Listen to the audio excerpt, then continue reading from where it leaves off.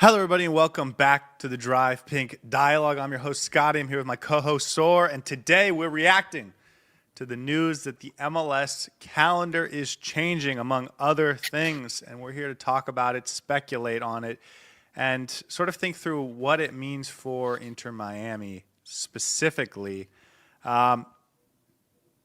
First off, actually, before any of that, how you feeling, man? I've spent the last 15 minutes fixing my hair, and you watched me do that, and I feel like that's put me in a bit of a trance. So I'm still not prepared for this episode. I'm still trying to get into the mood of it. So I'll be honest. I hope you can carry for the first 5 minutes so that I can get back into the podcast mode, and then we should be good. But lots of exciting things coming up, lots to discuss regarding the MLS. I know some people are going to be up in arms, as you said. Some people are going to be for this. I have a few thoughts. I'm sure you do as well. So maybe we should get straight into it as soon as possible. See, my recollection of the last 15 minutes was me explaining to you how this is all going to work. And so if the only thing you took away from that was, oh, my hair needs to be a little fixed. Yeah. That certainly doesn't make me feel great about where this episode is going. So let's start with this because, and I think this is the most important thing for anyone watching live. If you have any questions about anything we say, any of the rules, if you have any thoughts, you disagree with anything we say, we want to talk about everything, the fors, the pros, the cons, the fors and the against. But our brain only has sort of so many reactions to it, and we want to do sort of a good job of encapsulating all of the thoughts and opinions that go into this decision from Inter Miami fans. So please write them in the chat as we're talking, as you have them, etc. And we kind of want to just make this more interactive and have this be a full reaction for not just us, but for everyone. That said, here's what's happening. Today at the MLS Board of Governors meeting, they voted to officially change the calendar and adopted a new plan to do that, a transition plan, so that the year-long calendar that is currently in place in the MLS will be discarded and will be replaced with what I will call an academic year schedule, similar to what they do in Europe. So the season will start end of July, beginning of August, and it will go through May. And lots of things about the calendar will change because of it, but that's basically what's happening. The immediate question is, when is this going to happen? How are they going to make this change? So the quick details, 2026 is going to be mostly normal next year.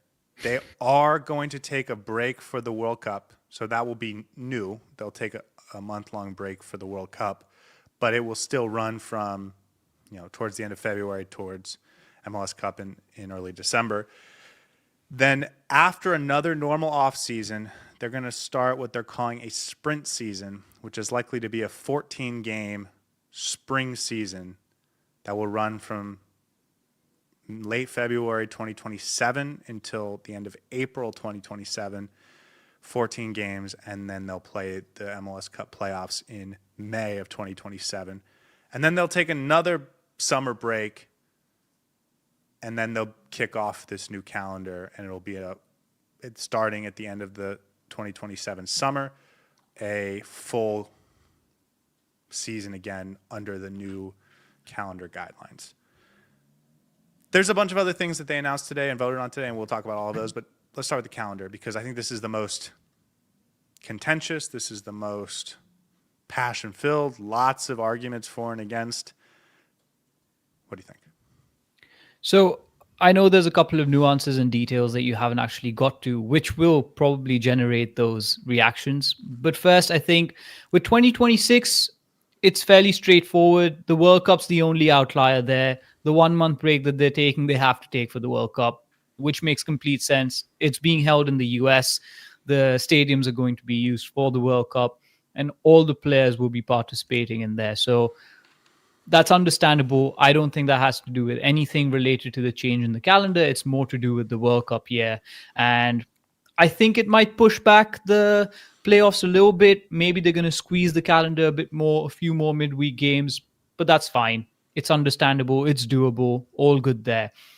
In order to catch up with the European calendar, they had to do something with the massive difference of 6 months. So they could have either had nothing after the 2026 December season finishes and just start off all the way in August, which would mean a 7 month break from the MLS, or they could have gone with what they've decided to do in this case, that is, have a sprint season. I'm not opposed to that. I think that's understandable. They do want to make the most of that 7 month period, and it's fine if they're going to do a mini season of sorts. So that leads up to the start of the 2027 season in July end, which would, I think, be the only way that you align with the European calendar. The other way would have been to have no football at all for 7 months and then go into the new season. So I think I'd rather have more football than less football, and I'm okay with that. Well, you could have had a super long season too. That was like a year and a half instead of a half year. So, But and I think that would have been more fun. I don't think the MLSPA was on board with that, and I think that's why they ended up with this solution, because the MLSPA has to sign off on all of these things. We can get into the mini season after, but Nick Smith in the chat says the league has Jorge Mas to thank for this. I don't even think this is like a positive necessarily. So again, lots of people with opinions on both sides of the aisle. I'm certainly not thanking anyone for making this happen. That doesn't mean I think it's the death knell of the MLS. Like, I think it will be fine. And I think anyone that thinks this is going to be a huge transformative sort of moment in the league's history by itself are mistaken. If they think in 20 years this is the only way for them to be the best league in the world, is for them to go head to head against the Premier League and then beat them at their own time, and this is a move for 20 years from now, like, I can buy that. Sure, certainly. The idea that this is going to instantly get people to want to come to the MLS just because they changed when games are played slightly, and they haven't even changed it that much. It's just when the games actually, or when the playoffs are, is really the big thing that's changing, because they're going to be taking a winter break, which would be the normal off season, and they'll be taking a summer break instead of having the Leagues Cup or whatever summer tournament. Next year it'll be the World Cup. I don't think it's going to be that transformative, really, by itself. And so for all the trouble that we're going to go through to make it happen, I find it like pretty underwhelming that it'll be like transformational. Now, if they paired it immediately by saying we're getting rid of the salary cap, yes, but that I think is a much bigger deal. I think when it goes to competing with the European clubs at the same time slot, one advantage MLS has is that the European games take place during the day and the MLS games will take place during the evenings, which means our calendar is going to be full of games after games after games. So I'm not sure how competitive it will be in terms of the media eyes and sponsorships and all of that. But the MLS now will be, I think, seen by more people, because the European calendar is sort of the norm across the larger footballing world. So I'll be interested to see if that actually changes anything in terms of viewership. Why do you say that? No, what do it's you just think a is the logic? speculation. I'm speculating Because as to whether that will draw more eyes to it, right? Because yeah, can I offer a rebuttal? When the European season ends, I get more into the MLS. And now that we do the podcast, we're ultra invested now. But like, I think people, especially in America, like, when their favorite team in Europe stops playing and the only team they can watch is their MLS team, they get more invested in the MLS team. Whereas now, if you watch your European team on Saturday morning, you might have gotten your soccer fix for the day and you actually aren't as interested in watching your MLS team. And of course, if you're an MLS fan, it's not going to change anything. But like, the idea that it's going to bring more people in, I think you're actually not taking advantage of this break that the Europeans have that you could be taking advantage of. No, I was referring more so in terms of individuals and people who don't watch the MLS at all and don't really care for when it's off season for European football and haven't actually given thought to MLS on the side. Maybe having it go head to head, have those results being shown on sports channels and all of that brings more eyes to it. Again, just a speculation. Um, it's more in terms of those who've not actually watched the MLS.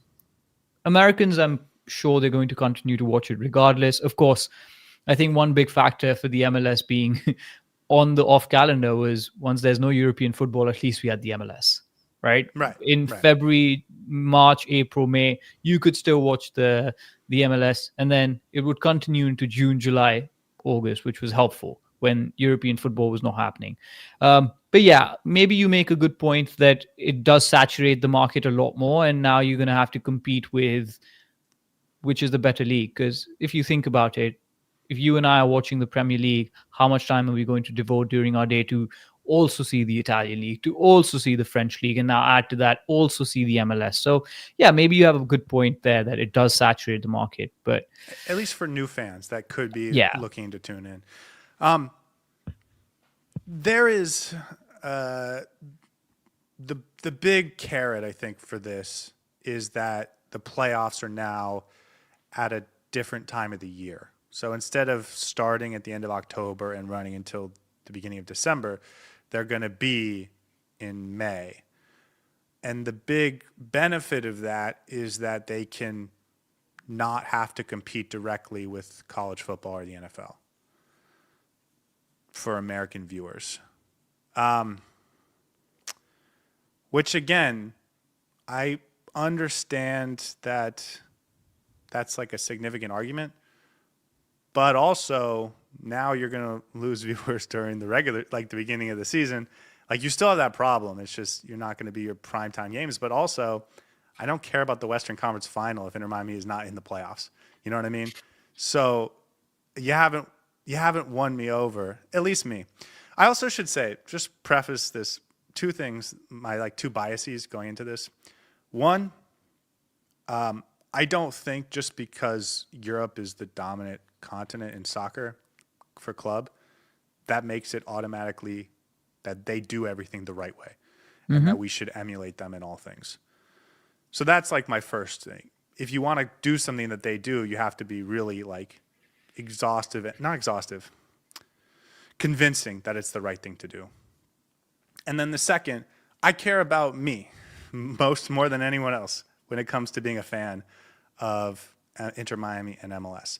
So the little things that are going to make my time more annoying, I don't like, and makes me not want to do this. But I understand that my opinion is not the dominant decision-making force in what the MLS should do. So humble enough to realize that this is just my opinion and I'm just arguing from my perspective.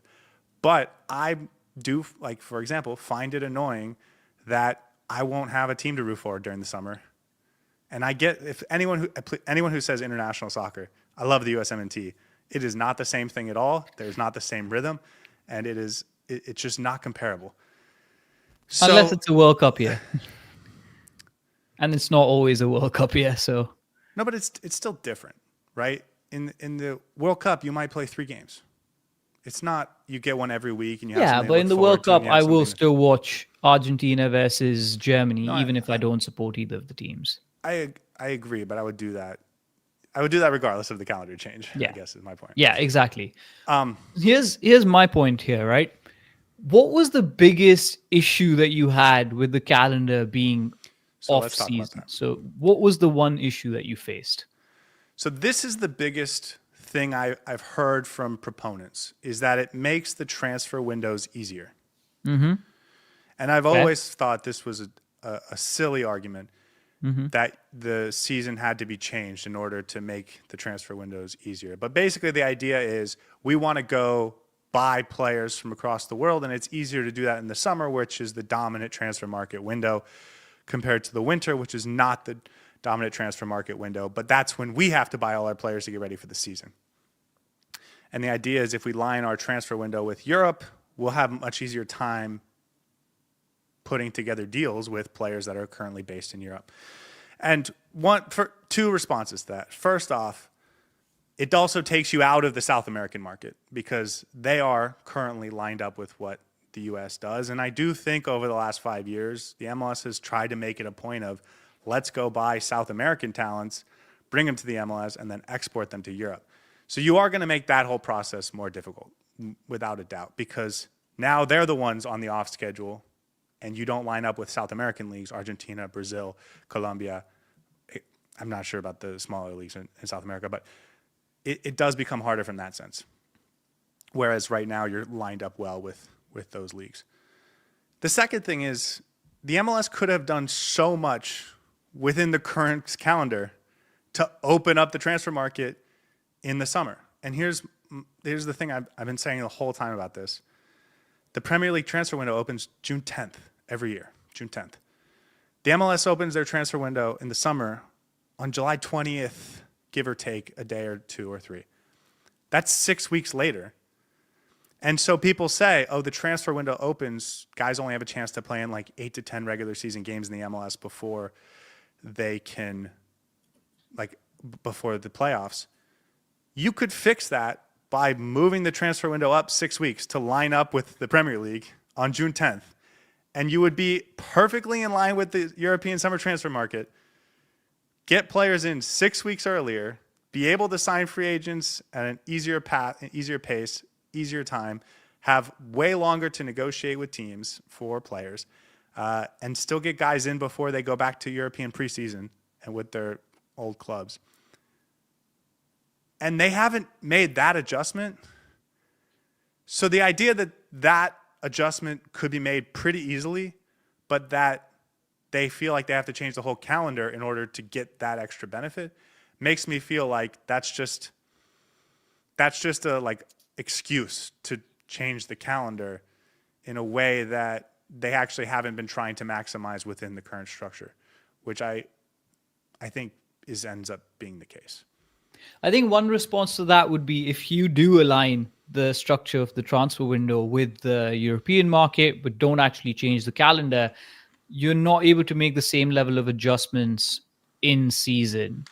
I think the winter transfer market would still be slightly more dominant for the MLS compared to the summer transfer market because the teams now know what needs to be changed, what positions they need to prioritize, and all of that. But I don't think that takes away from your point, which is, all you need to do is align the windows, because even if the winter transfer window is more dominant for the MLS, that's actually working in the MLS's favor because the rest of the European market or other footballing markets don't purchase players in the winter window anyways. So that's definitely an adjustment that they should have tried before making such radical changes to the calendar. Your point is well taken, and you're absolutely right. I guess my point is they could have done much more to make it easier to facilitate transfers in and out. No, absolutely. For that to be the big excuse to why you need to do this, it doesn't necessarily, yeah. And then the other part to this is, what would really help facilitate transfers in and out? If you opened up the roster rules and made it much easier to spend money and or pay out transfer fees. All of this is so difficult because you only have a very short summer window to negotiate with these European clubs that also have to accommodate all of your roster rules that you put in place on yourself that they don't understand or care about. And so if you want better players to come to the MLS, pay them more and allow your teams to spend bigger transfer fees or to buy more players with transfer fees. And that will dramatically improve the incoming talent into the MLS much more than I think this calendar change will. Yeah. Now let's talk about the nuances because that's interesting. Yeah. Okay. So that said, like I said, I just think if you're going to make a major change, it needs to be the reasons need to be very convincing, and I don't find them to be that convincing. And not just a major change, a radical turnaround in the entire structure of how the MLS is viewed. And American soccer, right? Mm-hmm. So, anyways, I guess that's my point. There are certainly reasons to do it. I do think the MLS playoffs will be slightly better. Although I think maybe not the dramatic ways that people are talking about. I do think the transfer windows will be better, mostly because they're forcing them to be, but that there were other ways to do this. And lastly, and I guess my biggest point is, if MLS's goal is to become is to become the top league in the world, they want to overtake the Premier League to be the best league in the world. Do you have to be on the European calendar to do that? And I guess my question is, are you going to be competing with those teams head to head, like on the field? And if you think you might be in some sort of future Super League, then yeah, you need to be on the same schedule as them. And if you don't think you are, then I don't actually know if you need to do that.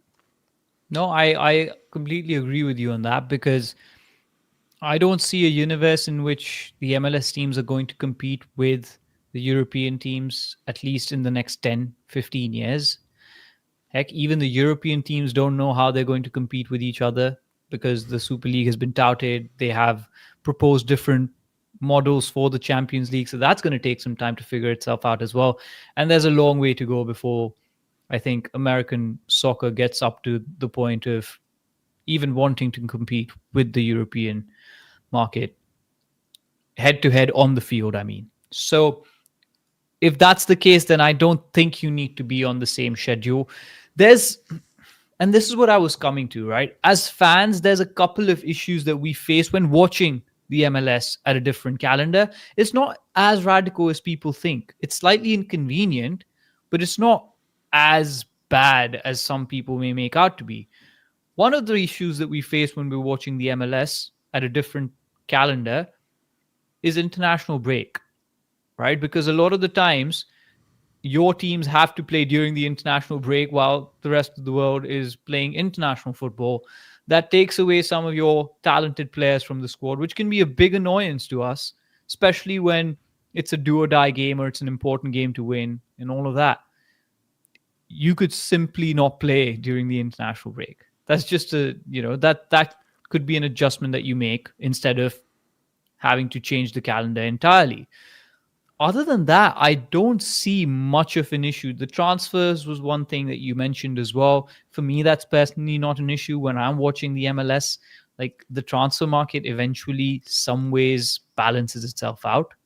So for me, those are the only two issues that I can perceive at this point in time. And neither of them are as dramatic or requiring as dramatic of a change as they've just put forward. Yeah, the international breaks, I think, are something we can all agree that MLS has gotten to a point now where they have so many players on international duty that they shouldn't be playing games through there, period. Not even as makeup games, really, I don't think. Although maybe you change it so no one has a scheduled game there, and then if you have to reschedule one because you make it to the CONCACAF Champions Cup or something, like you can use that. But I think they should move towards just no games during international break. That doesn't require the schedule to change at all. And by the way, right now, you're only playing through 2 of the 5 international breaks. So You're almost tending towards not playing at all anyways. Right. So I don't know. I think that's maybe also kind of a lackluster, unconvincing reason to make this change. Exactly. I want to get to the chat because that's how I started this, and I don't want to leave people hanging. Gus says the CCC will not be played during preseason. The Leagues Cup will be played during the winter break. We are going to spend some time talking about how this directly affects Inter Miami, and this is one of the ways. The CONCACAF Champions Cup right now starts before the MLS season. It generally starts the midweek before the first game of the regular season. That's pretty early.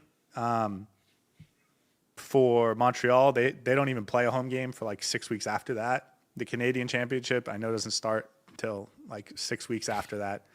So, whereas the Ligue MX is in the middle of their season, they're just coming back from their winter break, and they've had maybe 3 weeks to 4 weeks to get back into shape for those tournaments. And now all of a sudden that comes at the end of the MLS season, or rather middle of the MLS season. Now, I will say, MLS is planning on taking a break in the beginning of December and starting back up right when they start up now. So you're still going to be coming off a 2.5 month break. So I'm not sure this will affect that much, other than it will be fun playing continental games at the edge of the season, but also trying to balance the MLS playoffs with the CONCACAF Champions Cup semifinal and final. That is also going to be a huge challenge. That's huge, yeah. Because the semifinals happen in May, the MLS playoffs will happen in May, and the CONCACAF Champions Cup final will be either the last weekend in May or the first weekend in June, depending on the year.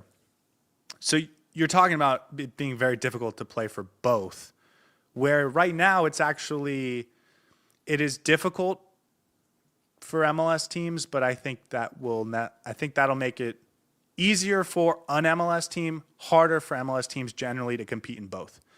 I guess is where I would go with that. And here's the thing, right? The 2.5 break is a long, long break. 2.5 months. Yeah. months is a long time. So you're basically coming back into it fairly cold. I'm not sure how long the winter break for the Mexican leagues are between the Apertura and the Clausura. I think it's maybe less than two months. I think it's like 7 weeks. Yeah, so they still, I don't know if it's that much of an advantage, but you're still coming off it cold. So that point about, oh, it's going to take place towards the end of the season when teams are going to be back in the groove. I think one advantage to that would be, yes, they'll be better embedded in and the team chemistry will be there. So you wouldn't actually face issues of trying to see your team on the field for the first time in a do or die game like the CONCACAF Champions Cup. So that's helpful. Second, teams that have a deeper roster will not benefit, because then they'll be able to compete in multiple fronts. Teams that don't have a deeper roster in the MLS, that are prioritizing the MLS Cup or the playoffs, would no longer be able to compete as effectively in the CONCACAF Champions Cup, because this means that you're now going to have to compete on multiple fronts simultaneously. And I think a counterintuitive side to this is that the winter break or the winter transfer window becomes a little bit more important, I think, because that's a chance to bring in reinforcements, and teams are going to consider bringing in bigger transfers if they know that they're going to be competing in the CONCACAF Champions Cup immediately after the winter break ends. So that might actually change the calculus of how the MLS treats the winter break versus how they treat the summer break. I'm not sure, speculation, but something to consider. That is actually super interesting because you get extra allocation money, and who knows what the roster rules are going to be by the time this is implemented, because the players union and the MLS are going to renegotiate right around the time this would be implemented. So everything could be vastly different, but you can imagine a team in the CONCACAF Champions Cup going out and overloading on talent in order to compete in that, and teams that aren't saving money and not doing that because they don't think they'll need it. That could be an interesting dividing point. I think that'll be interesting to track over the years, how teams in the CONCACAF Champions Cup either bolster their rosters just for that 6-month play, but it also affecting the MLS Cup versus not. Yep. That'll be really interesting. And then how do you get those players acclimated into the team for the CONCACAF Champions Cup? Another interesting dilemma. But great point. I hadn't thought of that before. Mm-hmm. Jay says a 6 to 8 week break. I think it's going to be closer to 10 weeks. They're talking about starting back in the 3rd week of February and ending in the 1st week of December. And they're doing that for the cold weather teams. So it doesn't affect Inter Miami as much, which is why we haven't talked about it. But that will be not fun. But I'll be glad I have my Premier League team to root for when that happens. Yeah, that's when you're like, okay, glad that we still have the Premier League going on. It's a lot, man. 10 weeks is a long time to be off. It almost feels like the season has ended and then a new season is starting, because a lot can happen in 10 weeks. But it is what it is. You have to consider the cold weather as well. And maybe you just kick out all the Canadian teams. Nobody wants them anyways. I have heard some people talk about that as maybe speculation that one day those teams won't be in the MLS. It's not related to Inter Miami, so maybe we shouldn't go there.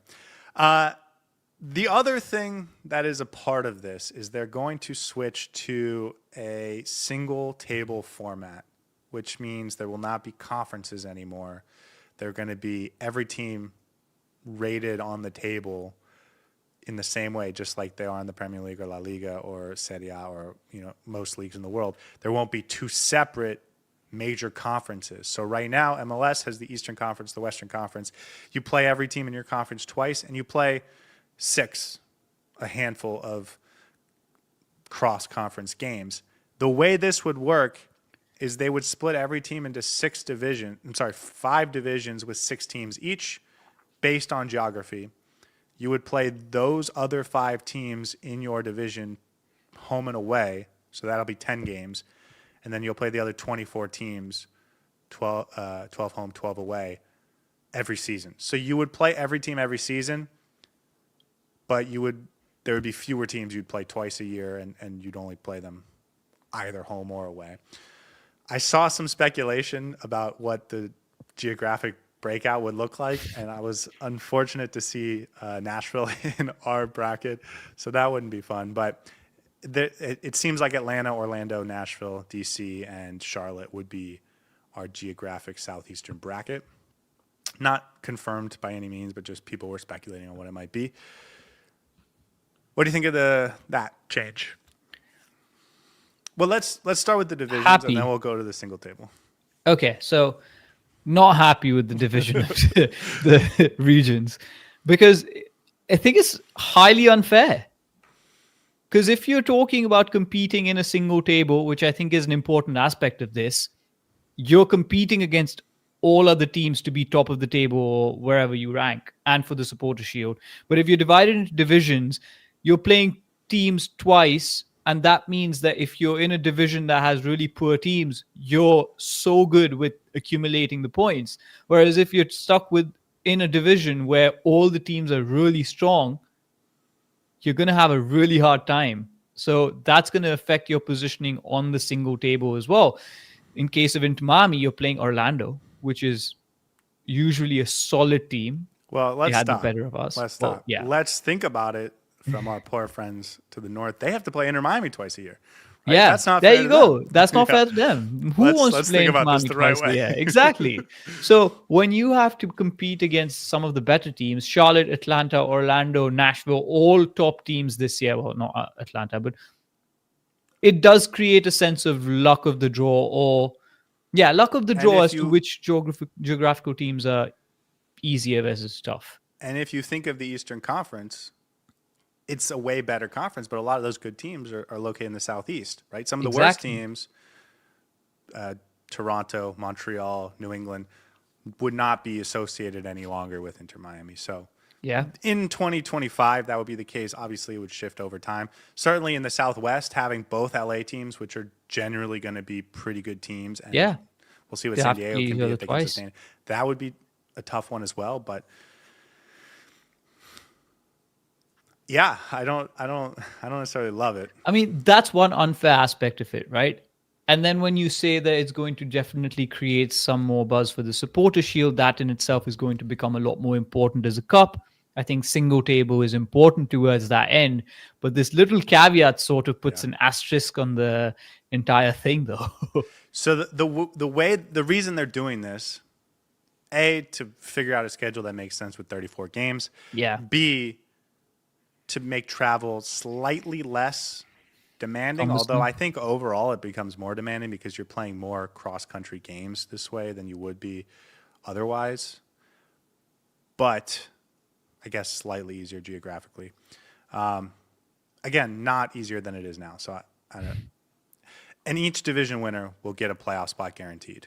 But the expectation is everyone that wins their division will already have gotten a playoff spot in the single table bracket. And so let's get to the single table aspect of it, because I agree, that caveat, I don't love it. I maybe think we could maybe figure out a better way to do it, but we'd have to spend a lot of time on it. I love the single table. I think it's really cool and exciting. I love to, It's so fun because you're going to now play teams that you've not played before in the last 2 years or ever. For instance, Inter Miami finally gets to play San Diego. There's going to be a lot more interesting matchups there. I think it does a lot of good for the overall benefit of the league. And I think it becomes more competitive in that sense because everyone's now gunning for the supporter shield. It's no longer just about finishing third, fourth. And I don't pay attention to the Western Conference outside of Yeah, the best teams, especially late, exactly. especially as you get in later into the season, second half of the season. And all of a sudden, those teams become relevant because they're the teams you're competing against. Not even if it's not directly, you'll play them once a year.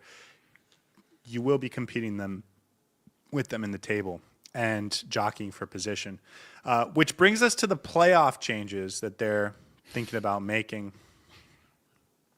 This is a weird one. I had to do some research to figure this out. Not made official today, like the scheduling change is.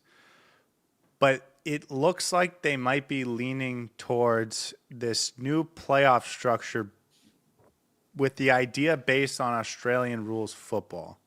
And I had to go look this up today, so it is weird. Where basically, I think the idea would be 16 teams make the playoffs. So instead of it being 8 from the Eastern Conference, 8 from the Western Conference like it is now, it's just the top 16 teams in the MLS would make the playoffs. The top 8 would be double elimination style, and the bottom 8 would be single elimination style. So basically, you 1 versus 16, I guess. If one loses to 16, for example, one goes into a loser's bracket, but is still alive. But if 16 loses to 1, 16 gets eliminated. Out. And so the 1 through 8 would be double elimination. They go to some sort of loser's bracket to stay alive. And if you're 9 through 16, you'd just be one and done. That is interesting.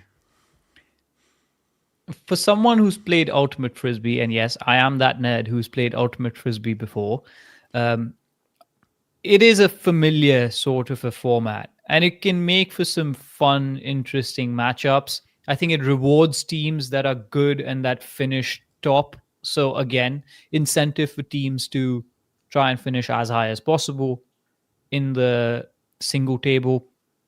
I think it gives your team an opportunity to, okay, if you have a bad day at the office one time, at least you won't be completely knocked out if you're in the top half. But I think it also disadvantages those who finish in the bottom half because it doesn't give them that second opportunity. I haven't wrapped my head around how this would actually work out. Of course, as you mentioned, it hasn't been confirmed yet. But I think there's a lot of interesting stuff that can happen here. Good, bad, not sure, but could be pretty fun. Also could be absolutely disastrous. Not sure which way to go here. Okay, David in the chat says, I love Aussie rules football. But then he says, I thought it was this other thing. And it may be the other thing.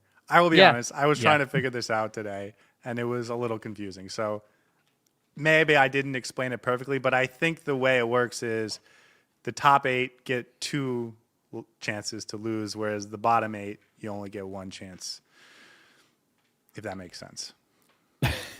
I will say they had a very simple, they had a very simple job. Just do away with the 3-game playoff first round and add an away and home game, and that's it. That's all you had to do. Or just make it one Single game. And if you made it 1 game, all of a sudden you could have the entire playoffs before the November international window, except for the MLS Cup, which means only 1 team, or rather 2 teams, would be inconvenienced by the November international window.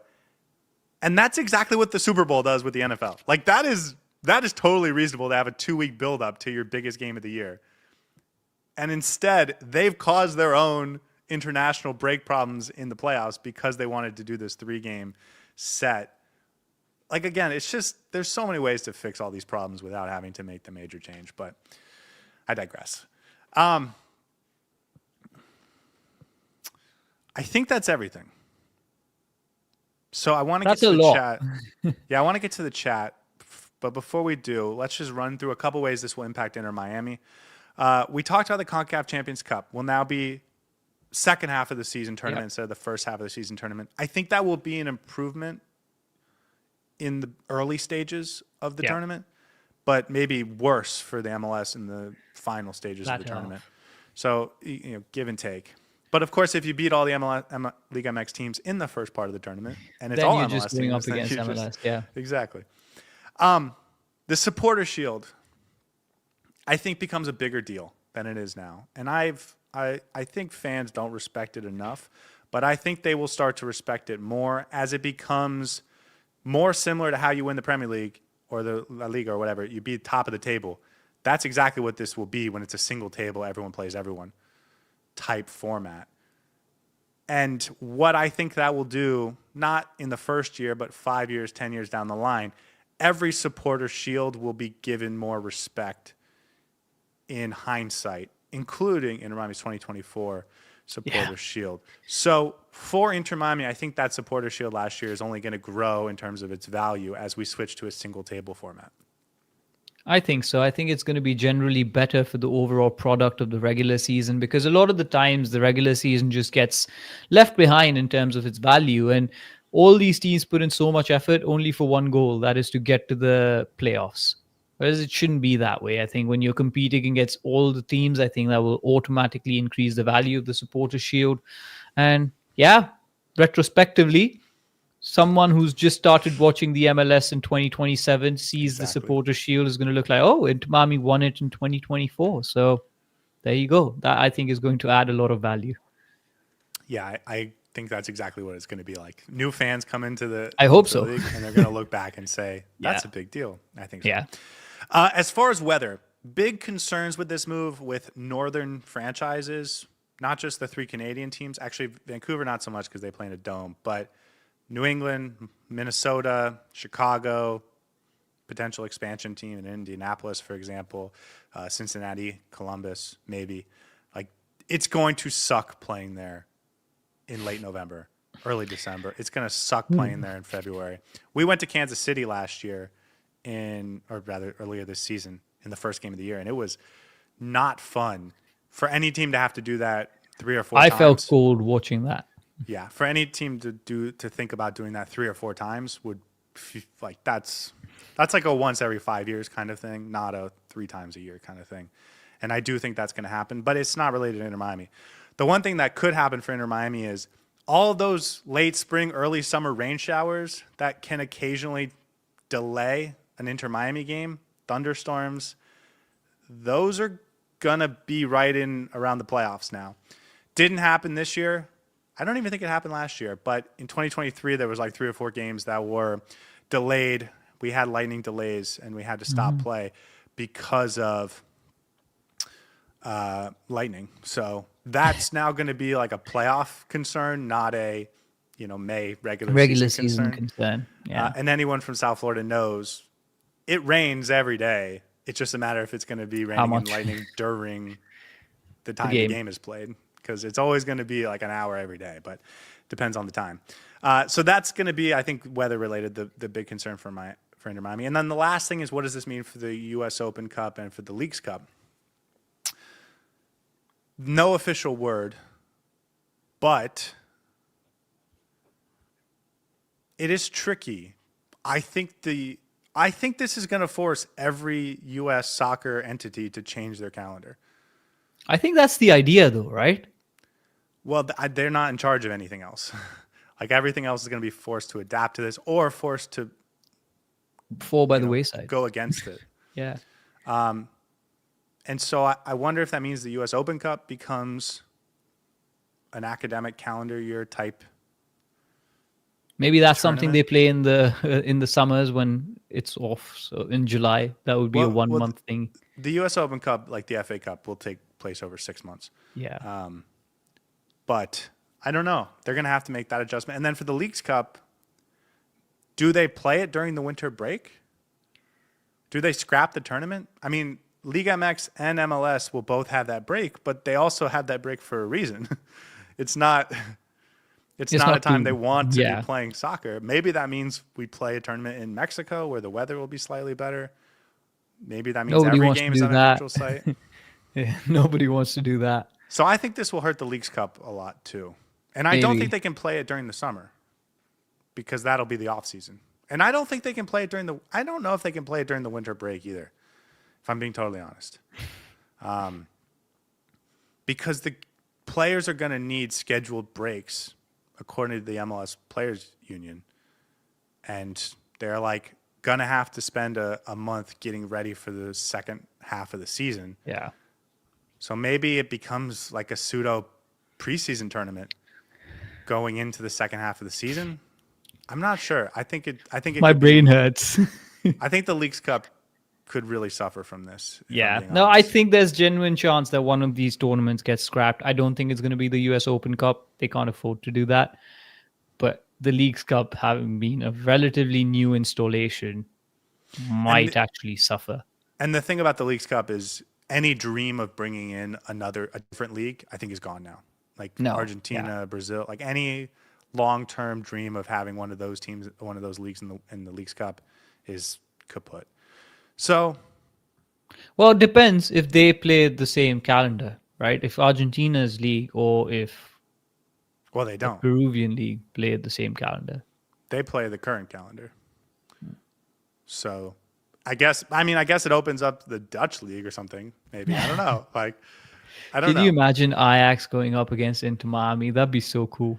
Maybe that's how we'll compete against the Premier League head to head is the Leagues Cup, where it's the Premier League versus the MLS. I don't know. I mean, that seems like the type of thing that could make a lot of money one day. So maybe that is where they're planning to go. I don't know. Couple other quick things I'll mention. They have not talked about player contracts yet. So Messi is signed through the end of 2028. Does that mean his contract will be redacted to the middle of 2028 calendar year at the end of the 2027-28 season? Does that mean we get 6 months less of all these players, Lionel Messi, Rodrigo de Paul, et cetera? I think that's a real possibility. So I know it's 2 years in the future, 2.5 years in the future, but it will suck to have 6 less months of Lionel Messi. They're probably going to figure that one out. And then the other thing, yeah, they will. We just haven't had official word on it yet. And I'm sure the plan's already in place. And then the other thing, I think it'll be much easier to schedule preseason games with Manchester City or Barcelona. Like, I wouldn't be surprised at all if Barcelona plays at Inter Miami before the 2027 season. Yeah. Because they'll both be in preseason. Yeah. So those preseason that makes tournaments sense. That's will actually a be good point. in news. Yeah. So, couple things to consider. I want to just now talk with the chat because I'll mention one last thing. Another thing that happened today is MLS and Apple TV announced that they're changing the structure of the TV deal. So instead of having to buy MLS Season Pass, it will just be part of the Apple TV subscription. So you still have to pay for it. It's just instead of paying for MLS Season Pass, you have to pay for Apple TV, which means you'll also get Formula One, I think some NBA, maybe some MLB, and then all of the like content, movies, TV shows. That's Apple actually TV really has. helpful. Yeah, it's There's nice. some shows on Apple TV that I want to watch. So that's No, nice. it is way nicer. I do want to be Yeah. clear. It doesn't mean anyone will just be able to watch anything for free. Like you still have Yeah, to have yeah, an yeah. Apple TV subscription, but Of course. it is way nicer than what they have now.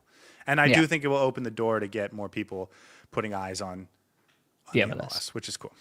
Okay, When does that start, by the way? next season. Okay, so I can figure out my finances accordingly.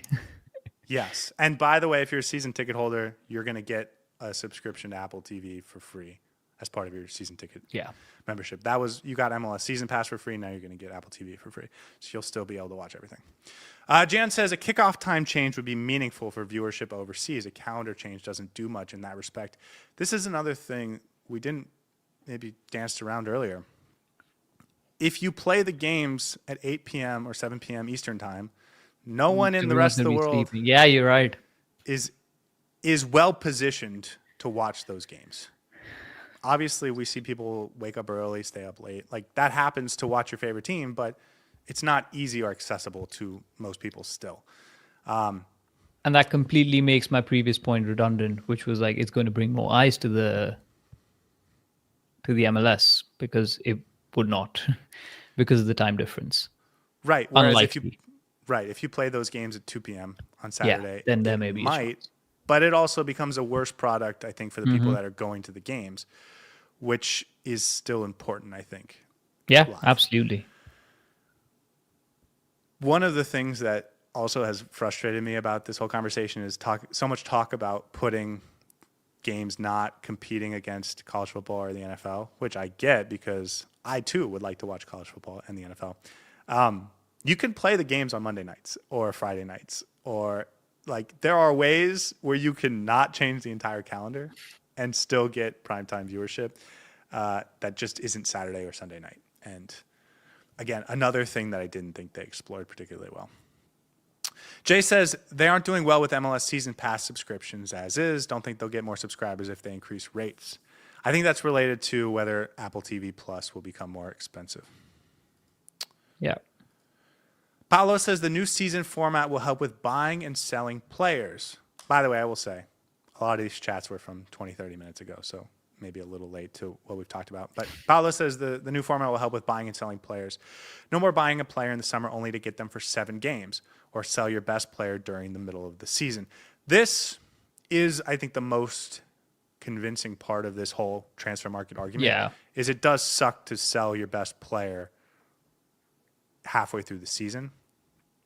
Again, first the 7 games thing, you could have easily fixed that by just moving up your transfer window. Like that is currently an MLS designed thing. But selling your best player in the middle of the season stinks.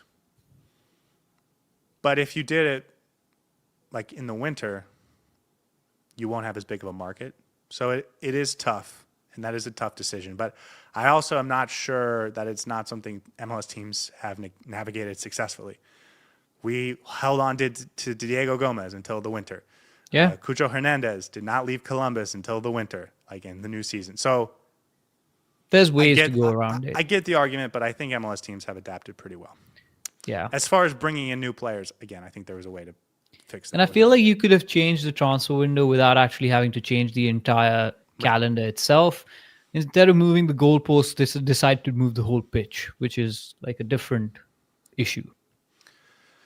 Francisco makes an interesting point. With almost 4 months of not playing, will they have to shorten the season? The plan is not to shorten the number of games played, but you're in the middle of more international windows now, which is worse. Before, you had 2 that you had to play through. I guess 3. And now you'll have 4. So that's tough. Before you had to figure out the March international window, the June international window, and the September international window. And now you'll be playing through the September, October, November, and March international windows. So you're actually, if you're not going to play through the international windows, you're going to have to do more 2 games per week, I think, because they're not going to give up games in terms of season tickets and concessions and stuff. So I think they're going to be playing more midweek games in response to this.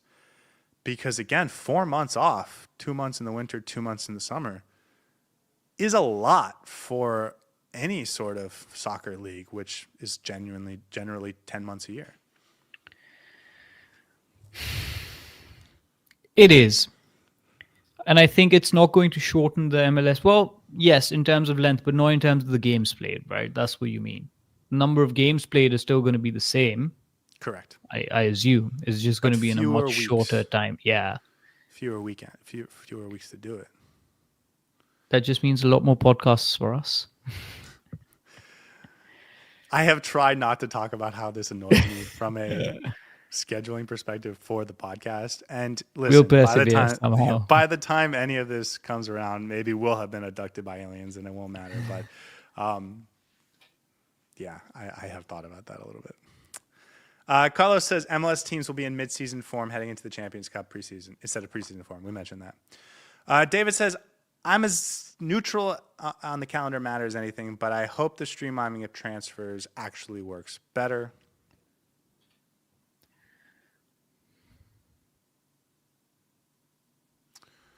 Elmer says they should change the Leagues Cup and Champions Cup to be played during that off period. Here's the thing about the Champions Cup is it is a CONCACAF tournament. Yeah. And the only league in CONCACAF that is changing is the MLS. I'm not sure why they would feel the need to do anything to accommodate the MLS at all. Mm-hmm. Sorry, I didn't go through all the chats while they were coming in, so I'm going through them now. This is something we didn't mention. Elmer says, did I see that right? Only 14 regular season games, playoff and final. That's for the sprint season, which we just mentioned, but we didn't really go into it. That could be a crazy, wacky, That'll fun be so MLS fun. season. Yeah. Like that could be really fun. That'll be like 14 games. Messi gets like 30 assists and goals in 14 games. And I think that might benefit into Miami, honestly. I think it might too. Well, we'll see. It's so far from now. They're Yeah, going to yeah, turn it's over really half the far. roster in the Yeah. next month, much less by that time. But with Messi, like I think that could fit him well. And well, not for nothing. I did say we might get 6 months less of Messi, but maybe playing or having more off time will make him want to play longer. Yeah. That's totally yeah. possible. Who knows?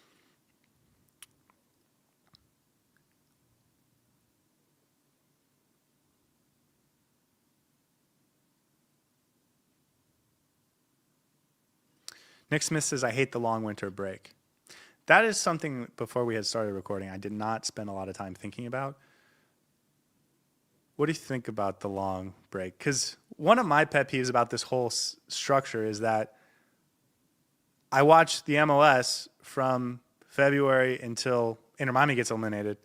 And then as soon as Inter Miami gets eliminated, I've already been well into my Premier League team. And then I can watch them long into when Inter Miami comes back. So I have no point in the year where I don't have a team playing except during international weeks. And that will change now for at least one period. And during the other period, my Premier League team might not be very good. So it might not be fun at all that period either. So like, And there also, is like, the potential for you have the frustration there. season going on, you know. Listen, we'll eventually get into the habit of it, but when you've played 14 games, you want to play the next game. I don't think it's going to be game deciding or season deciding anyways, so it'll be fine. But stopping the season midway can be a little bad for momentum, because if your team's winning back to back to back to back to back, you don't want to stop that. Or if your team is losing, then you definitely want to stop that. So it could be good and bad in both cases. We don't watch the MLS during the winter anyways, so it'll be business as usual. But I think when your team is doing really well and you want to continue the form, you're going to be eagerly waiting for them to be back in action. And you don't know whether they're going to be able to maintain the momentum after the break ends. So it's going to be a lot of adjustment, but eventually, one way or another, you're going to get back into an understanding of how this works and a balance that people will get used to.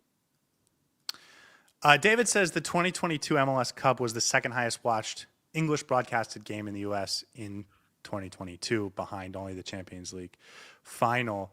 That was the Gareth Bale overtime game. That was a lot of fun, crazy game. But one thing that I have seen today is people looking at the numbers, and it's one of the big things about this season or about this move is, yes, the transfer windows. They also want to they want to stop competing with the NFL and college football. But if you start looking at what happens to attendances when those start coming in, which happens at the beginning of September, late August, they don't actually change drastically, especially in the cities that have both things, right? If Chicago, I think the first weekend in the NFL, they dropped in attendance, but then bounced right back. Cincinnati, who has the Bengals, did not change their attendance numbers. New England, it actually hasn't seemed to affect the MLS that much. So, I think it is kind of overblown. Sean says it will most likely be 17 games split between both breaks. What I will say is what I've seen today does not indicate it will be an even split.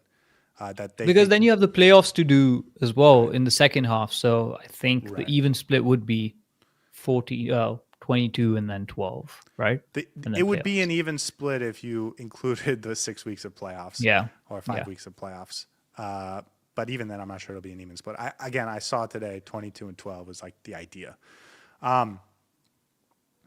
Because if you're going to start the third week of February, you have 4 in March, 4 in April, and 2 in February.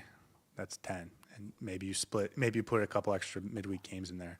And then you have to take a week off for the international break. So, yeah, I think it's going to be a really condensed schedule. And that's not something I've seen a lot of people talk about. There's a lot of games to be done in a very short time. Francisco says the FIFA breaks are changing after the World Cup 2026. Half the number of breaks, but 1 week longer. That is not something I have knowledge on, so maybe that's the case. So let's finish with this. My overall opinion is that it could be very frustrating. But if this is the first major step of 4 major steps, it could be wonderful. And if this is a major step designed to placate people so that they don't have to make the other major steps, it will be incredibly frustrating. They have to find ways to get more money into the MLS. I don't necessarily see this being a significantly big money generator, if I'm being totally honest. And it is income into the league for the smaller market teams that is preventing them from being willing to open up the checkbook and holding back the bigger spending teams like Inter Miami. The vast majority of teams in the MLS make the vast majority of their money from what's considered the game day product. Ticket sales, hot dogs, beer, jerseys, memorabilia, T-shirts, socks, stuff like that. And not from the media rights deal, which is not the case in college football or the NFL or the Premier League. They make the vast majority of their money from their TV contracts. And so MLS wants to be a more attractive product to media conglomerates, right? They want to sell their television rights to, CBS or Fox for multi-billion-dollar broadcast rights. But it doesn't seem to me like this is going to make that any more likely. The thing that's going to make that more likely is if the league becomes more popular. And I think the easiest way to make the league more popular is to improve the quality of play in the league, which involves bringing in better players. And so if this is going to fundamentally transform the quality of the league by allowing teams to bring in better players, I'm all for it. But the thing about that is it's a chicken and the egg situation where the better players are not going to come if you're not paying them, if you're not paying for them in terms of transfer fees, and if you're not giving them an adequate salary. So I think that's the bigger issue here. And if that goes hand in hand with this calendar change and there's a new MLSPA and MLS bargaining agreement that drastically increases the sort of spend power of teams, I'm all for it. And I think in 10 years, it could be something we look back on as like a demarcator. But for now, I find the excuses kind of unconvincing on their own. I think this is just one brick that builds the whole house. I hope this is not the house that they're trying to build. That's it. It's as simple as that. Because this in itself does not necessarily change a lot other than make the schedule a bit convoluted and confusing for the fans to follow. It's not as linear anymore. There's a lot of breaks in between. There's a lot of condensed games that they're planning to do. So overall, it creates uncertainty as to how this is going to be implemented. But if it's towards a certain step that they need to do this to get to a certain point, and as you said, implement steps 3, 4, 5, then that can be understandable. But it's definitely not sufficient enough to generate the revenue that they're hoping to brings in. And I want to say, I think the MLSPA agreement with the MLS, the Players Union agreement with the MLS, expires in 2027, which would be at the same time this new calendar would start. And if both sides are expecting major dramatic increases in the amount of money spent, and they just can't negotiate it yet because they don't want to lose any bargaining power or negotiating power or influence or whatever, but they both kind of know what the deal is going to be, then that could be great. And we won't find out the details of that until that comes up. But that this move had to happen 2 years in advance so everyone could prepare for it. So maybe the people behind the scenes have a future outlook, yeah. And I think it's changing the schedule was not MLS's biggest problem. No. So if they're thinking that this is going to be revolutionary, I don't think that's the case. But we'll see. We'll see how it happens. And then for our friends in New England and Minnesota and Salt Lake City and Vancouver and New England, this is an Inter Miami podcast, so it sucks to suck, but I wish you well. Good luck. that would be terrible, I think. Okay, Saur, any final thoughts? No, big changes coming. Lots of interesting conversations. Again, this was slightly based on speculation, slightly based on what we know, and the rest based on what we interpreted. But it's fun to talk about change, but I hope that change actually is positive and doesn't hinder the quality of the product that we also love.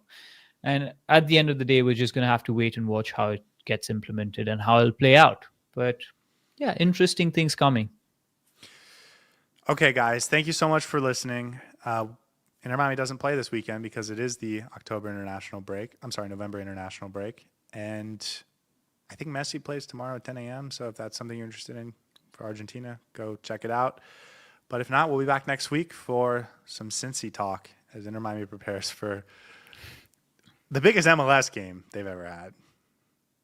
Certainly. And possibly the hardest CONCACAF game of the season in terms of CONCACAF, meaning teams within CONCACAF. In terms of what it means. And also the opponent. Like Cincinnati at Cincinnati is probably the most formidable opponent you could think of. That's as good as I think it gets here. Yeah. So, guys, we'll see you next week. I hope you have a lovely weekend. And if you make any popcorn, don't burn it. See you guys next time. Hey everybody, thanks for tuning in. Do us a favor and hit that like and subscribe button. Since our first viewer, sharing this with you all has been the very best part. So from the beginning until the end, thank you for being a part of this and have a wonderful day.